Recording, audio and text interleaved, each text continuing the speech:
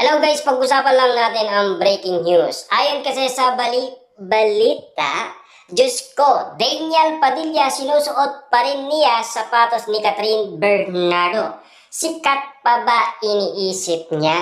Na alam niyo naman siguro, nagpapalitan umano sina Catherine Bernardo at Daniel Padilla sa kanilang mga gamit.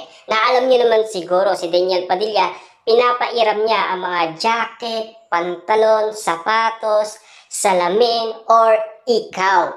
Yan kasi ang mga napapabalitaan natin noon sa Katniel na ngayon nakikita umano kay Daniel Padilla ang sapatos umano ni Catherine Bernardo. Na alam niyo naman siguro, kahit na sina Mayor Mark Alcala at Catherine Bernardo, ganyan din ang ginagawa. Lalo-lalo na kina Kyla Estrada at Daniel Padilla. Pero bakit ganon? Na alam nyo naman siguro, ang sinasabi umano ng bali-balita, magkaibigan lang sila.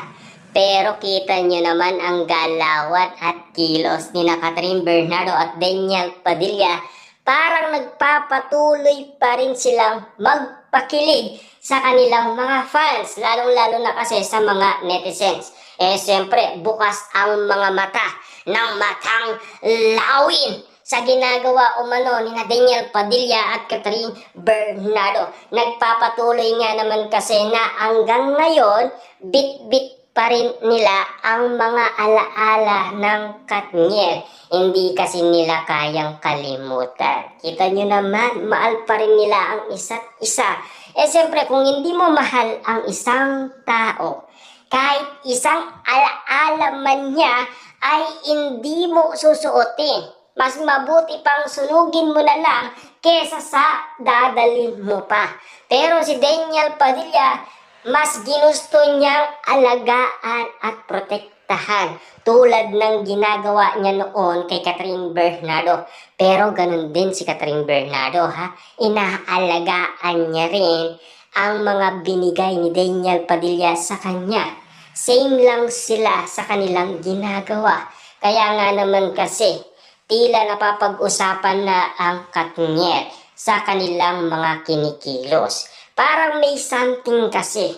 Tila may nabubuong inala ang karamihan tulad ng prediksyon umano ng isang manghuhula na alam niyo naman siguro kahit na ikasal pa si Daniel Padilla sa iba, ang ending kay Catherine Bernardo pa rin uuwi si Daniel Padilla. Hindi dahil ikinasal na siya sa iba, kundi mahal pa rin nila ang isa't isa. Ika nga ng prediction umano kay Catherine Bernardo, kahit magkaroon man yan ng anak or ikasal man sa iba, si Daniel pa din ang nasa isipan niya. Kita niyo naman ang ginagawa nila. Mga gamit nila, sinusuot pa rin nila.